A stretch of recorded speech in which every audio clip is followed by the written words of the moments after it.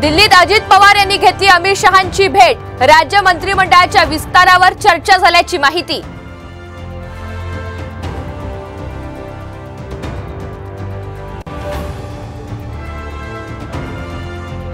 आज दिवसभर सरकारच्या निर्णयाची वाट पाहणार। अल्टिमेटमवर जरांगे यांचं मोठं विधान। अन्यथा 288 उमेदवार 100% पाडण्याचाही दिला इशारा।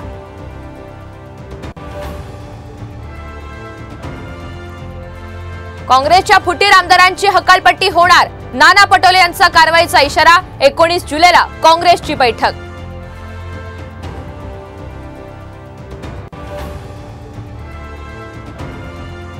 काँग्रेसच्या फुटलेल्या 7 मतांबद्दल आश्चर्य नाही, त्याआधीच फुटलेले होते। संजय राऊतांचं वक्तव्य, तर फुटलेल्या आमदारांना 2 एकर जमीन दिल्याचाही दावा।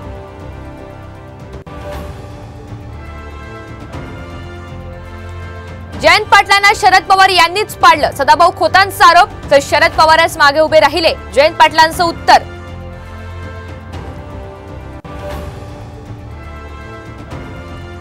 सर्व पक्ष स्वतंत्र लढल्या, सर्वाधिक फायदा भाजपला। मुख्यमंत्री पदासाठी कुणाला पसंती? साम आणि सकाळचा सर्वात मोठा महाराष्ट्राचा कल पहा आज सायंकाळी 7 वाजता।